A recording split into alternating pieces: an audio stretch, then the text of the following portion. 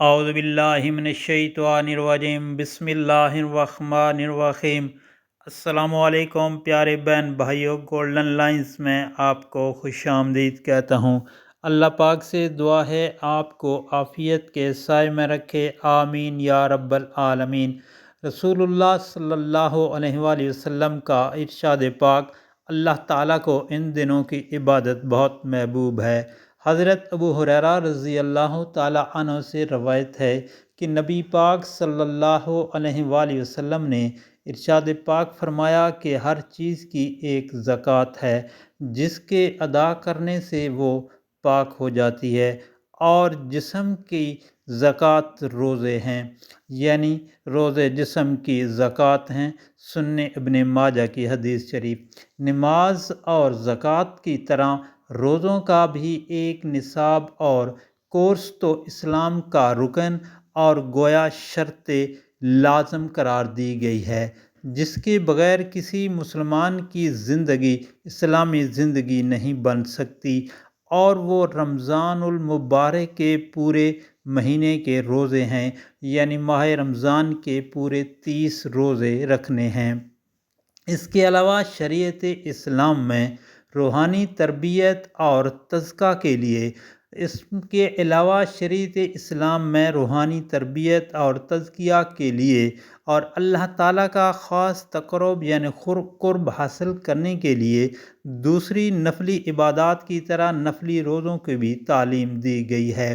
لیکن اس کے ساتھ آپ صلی اللہ علیہ وآلہ وسلم اس کی بھی پوری اطاعت فرماتے تھے کہ نفلی روزوں میں حد اعتدال سے آگے نہ بڑھیں اور ان کا اہتمام اور پابندی فرض روزوں کی طرح نہ کریں، بلکہ حدود اللہ کا لحاظ رکھتے ہوئے اپنے فرائض کو فرائض کی طرح ادا کریں اور نوافل کو نوافل کے درجہ میں رکھیں، یعنی فرض کو فرض اور نوافل کے درجہ کو نوافل کے درجہ میں ہی رکھیں۔ پیارے دوستو، معرف الحدیث حدیث نمبر 941۔ حضرت ابو ہریرہ رضی اللہ تعالیٰ عنہ سے روایت ہے کہ رسول کریم صلی اللہ علیہ وآلہ وسلم نے ارشاد پاک فرمایا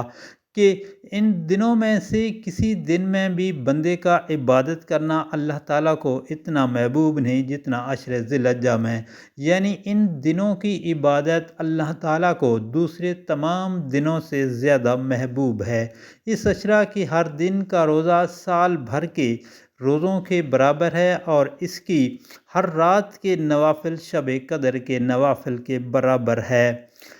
ابو ہریرہ رضی اللہ تعالیٰ عنہ اور ابو سعید خدری رضی اللہ تعالیٰ عنہ کہتے ہیں کہ نبی کریم صلی اللہ علیہ وآلہ وسلم نے ارشاد پاک فرمایا، اللہ عز و جل فرماتا ہے، روزہ میرے لیے ہے اور میں ہی اس کا بدلہ دوں گا۔ روزہ دار کے لیے 2 فرتیں ہیں، جب افطار کرتا ہے تو فرت محسوس کرتا ہے، اور جب اللہ سے ملاقات کرے گا اور اللہ تعالیٰ اسے بدلہ دے گا تب فرت محسوس کرے گا۔ اس ذات کی قسم جس کے ہاتھ میں محمد صلی اللہ علیہ وآلہ وسلم کی جان ہے، روزے دار کے منہ کی بو اللہ تعالیٰ کے نزدیک کستوری کی خوشبو سے زیادہ عمدہ ہے۔ پیارے دوستو، اللہ پاک سے دعا ہے ماہ رمضان کے سارے روزے رکھنے کی توفیق عطا فرمائے اور ان کی تمام برکات و فضائل ہمارے نصیب میں عطا فرمائے، آمین یا رب العالمین۔ اور آپ سے گزارش ہے کہ ویڈیو کو آگے دوستوں، گھر والوں، عزیز و اقارب